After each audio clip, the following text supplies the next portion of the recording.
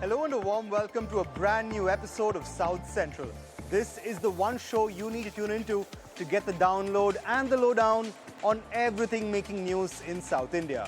My name is Jude Sanith and we're coming to you from wind energy major Suzlon's Puducherry plant today, where the company has made a significant announcement that will impact its order book and deliveries. More on that in just a bit. First, the headlines. Suzlon to launch 3 smart blade production facilities, including one in Karnataka. In an exclusive chat with etnow, Vice Chairman Girish Tanti says the wind-rich states of Tamil Nadu, Andhra and Karnataka are maintaining their momentum in generation. IndiGo's crew shortage severely disrupts operations at major airports in South India. Bengaluru sees the most flight cancellations. Funding shortfalls and delays surrounding land acquisition have impacted Telangana's railway expansion drive. Karnataka cabinet could approve a first-of-its-kind hate speech bill today, just ahead of the State Assembly's winter session. Prohibitory orders are issued in the temple town of Tiruparankundram near Madurai amid clashes surrounding Kartika Deepam rituals on a nearby hill. And a McDonald's all-millet burger bun made in Mysuru. Science and Tech Minister Jitendra Singh unveils the indigenous innovation from the Central Food Technology Research Institute in the town. First up, our big exclusive of the day. Wind energy major Suzlon will open 3 AI-enabled smart blade manufacturing facilities, 2 of which will take form and shape in Karnataka and Gujarat. Without divulging details on capacity and timeline, the company says the move is strategic in the sense it will move production closer to wind farms, which in turn will sharpen supply chain operations. In an exclusive with etnow earlier today, Suzlon's Vice Chairman Girish Tanti told me that these smart factories will significantly boost the company's ability to deliver on its 6.2 gigawatt order book within committed timelines. He also added that the wind-rich states of Tamil Nadu, Andhra Pradesh and Karnataka have also been maintaining their momentum in energy generation. Here's a slice of that conversation. So I think this is a critical step for us. One, primarily, as you said, I think what's important is that we have a solid order book of 6 gigawatts plus. And we are gearing up to make sure that we kind of execute flawlessly to our customer demand. So that's primarily required. And since now, the blades have grown to sizes which are very large. Typically our S144, which we make, the blade size is 70 meters plus. Just to give you an idea, it is like the height of a Qutub Minar. So the size have gone so large that effectively you need to be closer to the large locations where you are building large wind parks. So the current first 2 plants that we are putting up, one is in the Gujarat to serve the Gujarat and the neighboring states there. And the second one is closer here in Karnataka, which will serve the Karnataka and neighboring states also. Right. So that's how they are. These plants are also, from a design point of view, significantly step up, because these are using some of the latest technologies that the world has today in offering. A lot of learnings from across industries, whether it's auto sector, aerospace industries, other things, which we are bringing into these plants. Primarily, if you see, these plants they have been designed with 4 key technological interventions. So the first one is, use of artificial intelligence and ML also, machine learning. The second one that we are deploying is to do around automation. The third element that we are deploying is robotics. And, effectively with all these technologies that we have, and the fourth one, is to use IoT devices. Right.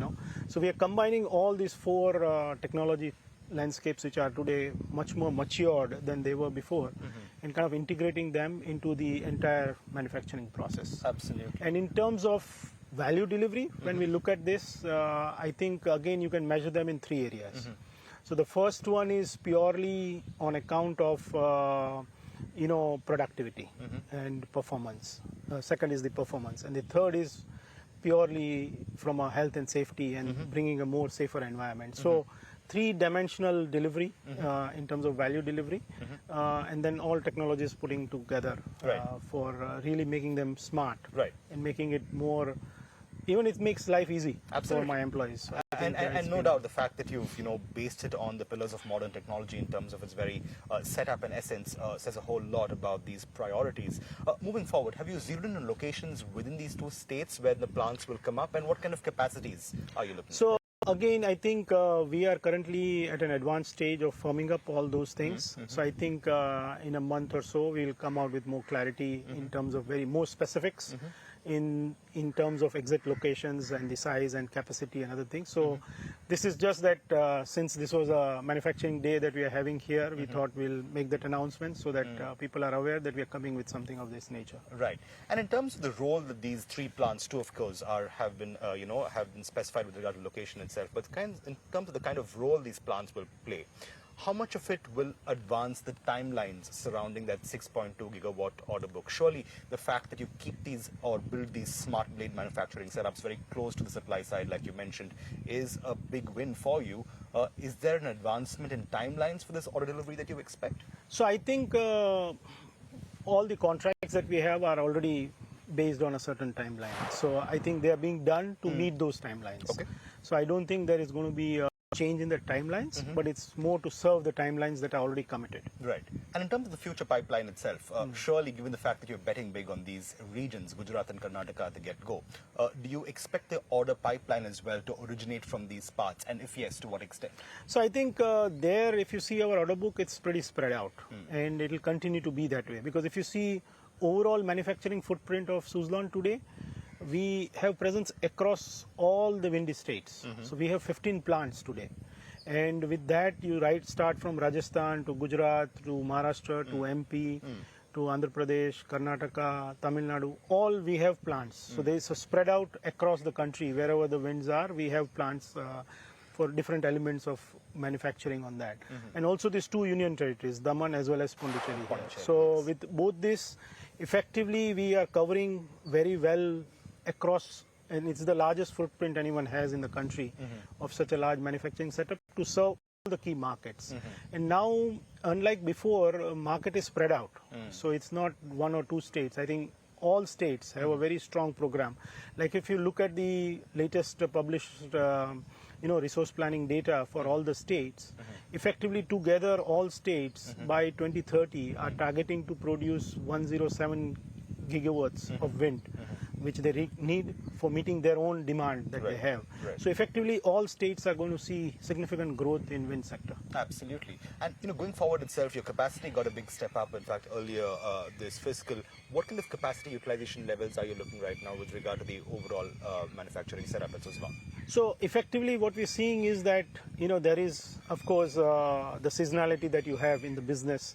Also these are project businesses, so it's not a kind of a setup where you have a continuous production and management from that point of view.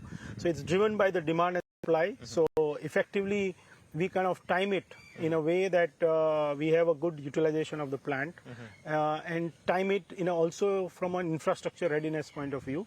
So with the large blades, to avoid logistics issues, we get closer to where the big epicenters are for large setups of wind parks. And I'm glad you bring that point up, because I think with the S144 also occupying a large part of the kind of manufacturing that you do, the AI element in the plants will also make Suzlon, I'm given to understand, more agile in terms of moving up and down the supply chain. Break down that for me and how much value it will add to the kind of business that if we look at the four technologies, if we take the first technology of AI and ML, I think the speed at which artificial intelligence and machine learning growth is happening today across the world, I think we are working to adapt that into our system. What this will do primarily is it will make, as they call it, smart. So the employees who are using the equipments and the tools, they have a much better, well-informed toolkit for production, for management, for informed decision making, for bringing the sharpness, quality control. The whole work that they are doing Right. is they are basically getting, it's like they are getting specialized agents helping them in those decision making. So I think it just empowers them in a significant way to be able to do more and to do it with more comfort and with more pride. So I think that is one element which is there. And with the machine learning, what happens is that through time the system learns. Absolutely. And it just becomes smarter and smarter. And I think with that, it just makes job much interesting for the employees. Right. As you look to the future in terms of the pipeline and orders and your manufacturing vision itself, where do you see the most promise lying? I think the last time we spoke, you were very bullish in South India and the kind of prospects it held insofar as wind energy is concerned. Does that still hold good? Do you see a lot of focus on, on Tamil Nadu, Karnataka, Andhra? Will that continue? Yeah, so today I think, if you see in the current state of affairs, I think in South we are seeing Andhra Pradesh moving very fast. Karnataka already is doing fabulous work. Tamil Nadu is beginning to catch up. So Tamil Nadu is also kind of gearing up on a bigger way. So I think all the three large windy states that we have, they are already at a good momentum. In the north, if we see, I think in the west and north, Gujarat has been leading the growth sector as far as wind is concerned. Rajasthan has also a significant potential and is moving much faster now. And we've seen that with the recent changes, even Maharashtra and MP, both are also looking at.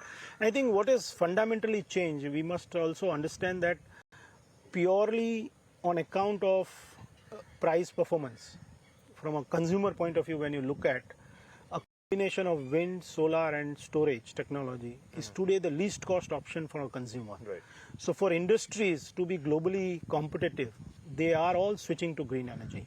And I think with that, the demand is coming from all the industrial states. Right. So I think we will see more and more adoption of green energy. And I think with that, it will make our industries more kind of competitive globally, as well as it makes them sustainable. Right. So I think there is the green element, and slowly what we will see is across the world green labeling will start. Absolutely. So there will be a premium to your product if it is having the least carbon footprint. Like case in point, if you see even our own S144, it is now certified in the world as one of the least carbon footprint turbine in the world.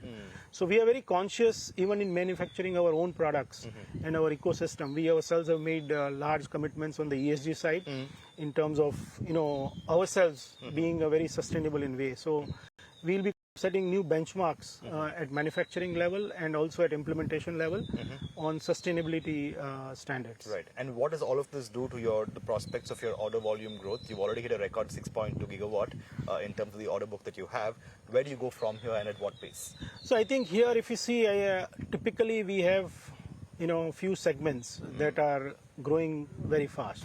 So I think first and foremost is the segment of central bidding which is happening. And that continues to now move from a pure wind or a pure solar play to an FDRE play, which typically means that in whatever gets announced, 50 to 60% has to be a wind component in that. Right. So effectively, you have that as one key growth element, which is further kind of pacing up to reach the 500 gigawatts target of 2030.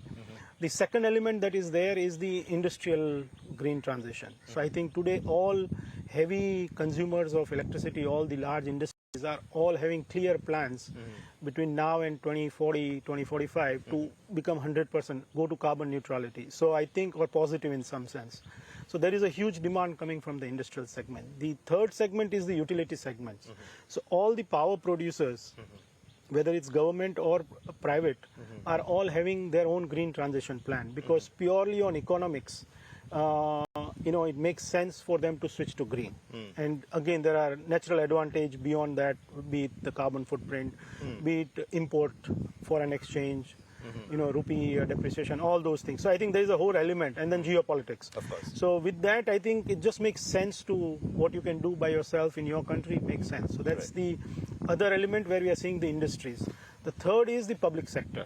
So I think that we have large amount of both state public sector and central public sector, which is also a large consumer of electricity, and they are also charting out their green transition. And the last element is my retail customers. So all the small medium enterprises, which is again the large belt, and of course South has grown with that in a very big way. Yeah. So they are our another important customers, and they are also seeing that for them to be globally competitive, wind is a good part of their energy mix, which gives them that competitive Absolutely. advantage. So things looking good for 2047 then, that ambitious target Yeah. of what, 1,400, correct me if I'm wrong? So for our 2047, wind is going to be 400 gigawatts in the entire energy mix for India. So first review period is 2030, when we need to hit 100. We are already at 43. Close to about 40 gigawatts is announced or under execution. So we are already having clarity of reaching up to 95. So hopefully we'll make that 100 mark before 2030. And then next review period is when we kind of reach our 2047, which is a 400 gigawatts. So effectively, whatever the industry has produced in the last 30 years in terms of manufacture, installed, and commissioned, in next 5 years we have to do almost equal amount, and then by 2047 we have to again make it 4 times. So Right. there is a very clear trajectory for the country. Absolutely, your work cut out for you, but the signs looking good in terms of getting there. Going forward itself, are there any challenges or headwinds that you foresee with regard to getting this up and running, either on the policy front or just in terms of the economics itself? So I think, fortunate to the industry, there's not much to kind of holding us back on that ground. So if we see, as I said, on the demand side, there is a good demand. On the supply side today, the entire industry, if I put together, we already have a manufacturing capacity of close to 20 gigawatts, Right. where the country, like this year, will be doing about 6 gigawatts annually.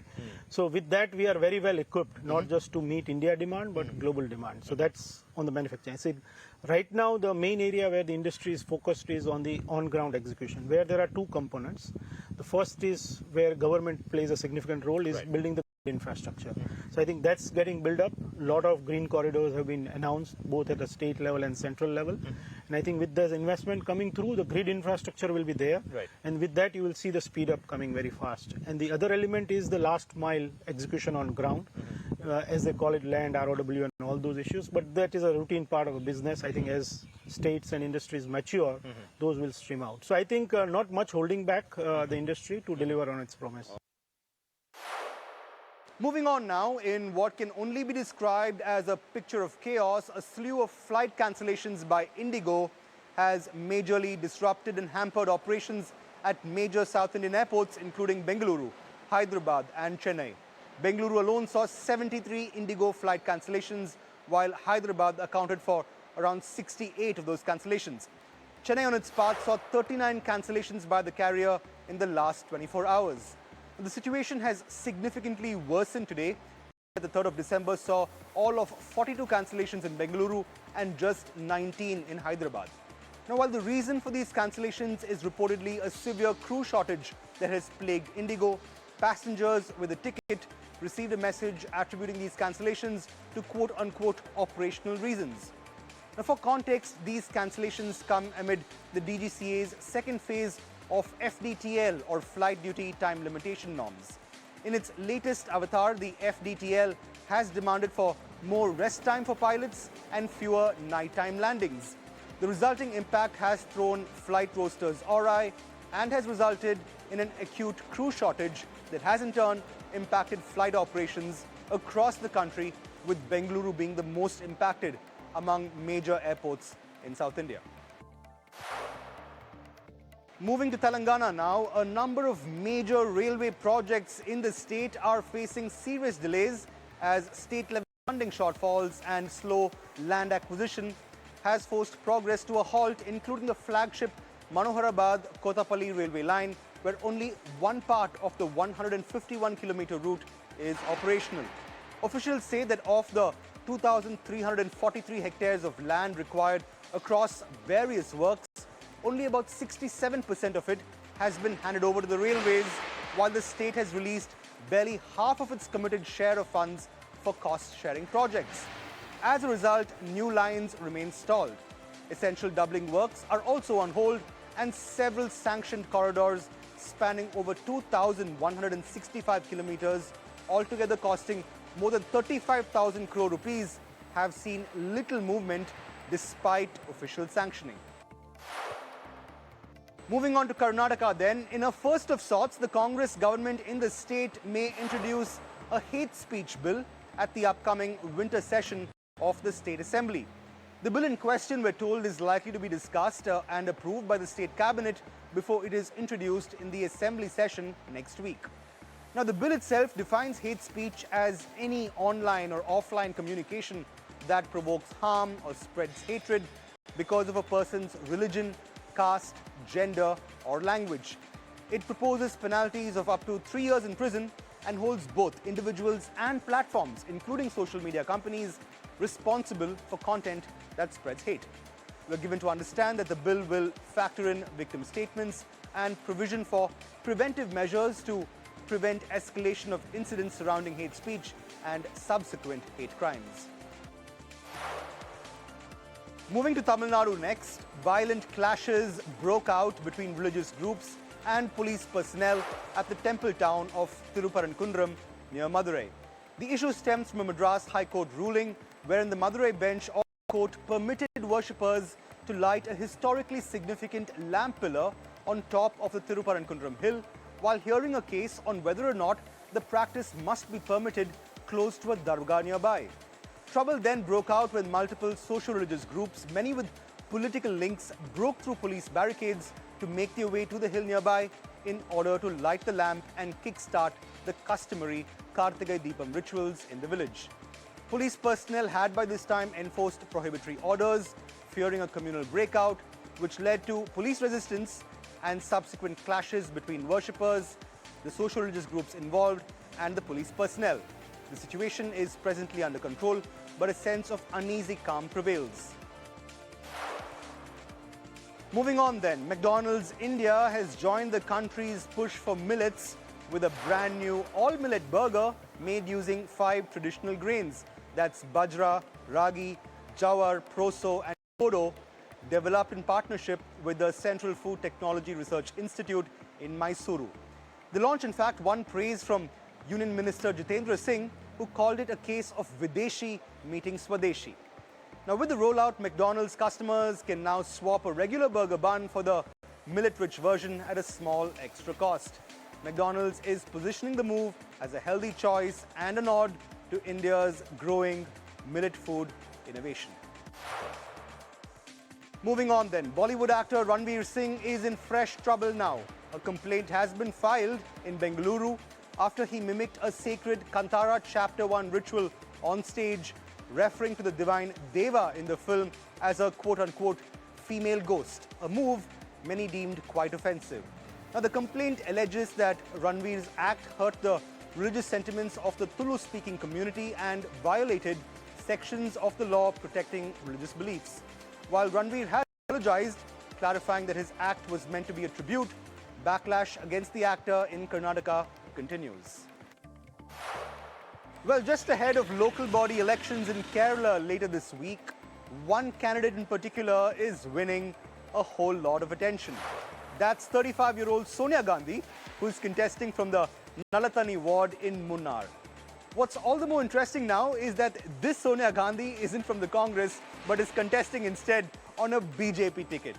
Born to a family of Congress supporters, the BJP candidate says she's contesting on a BJP ticket to support her husband, who's from the party. என்னோட அப்பாவுக்கு வந்து UDF மேலே கொஞ்சம் இல்லை நிறையவே அவருக்கு ஆசை. அதனால அவர் சின்ன வயசாக இருக்கும்போது எனக்கு இந்த பேரை வச்சுட்டாங்க. என்னோட பேர் சோனியா காந்தி தான். எங்கள் அப்பா வச்ச பேர். எங்கள் குடும்பத்தில் எல்லாருமே காங்கிரஸ் உள்ள ஆளுங்க தான். இப்போ வந்து என்னோட ஹஸ்பண்ட் வந்து பிஜேபியில் இருக்காங்க. அவங்க பிஜேபியில் இருக்கனால அவருக்காக சப்போர்ட்டிவாக நானும் இருக்கேன். அதனால இந்த சோனியா காந்தி என்ற நான் பிஜேபியில் மത്സരിக்கிறேன். Well, let's wish Kerala's Sonia Gandhi all the very best then in her electoral exploits. And on that note, we're completely out of time. Thanks so much for watching. We'll see you tomorrow on a brand new episode of South Central. For the moment, it's goodbye from us.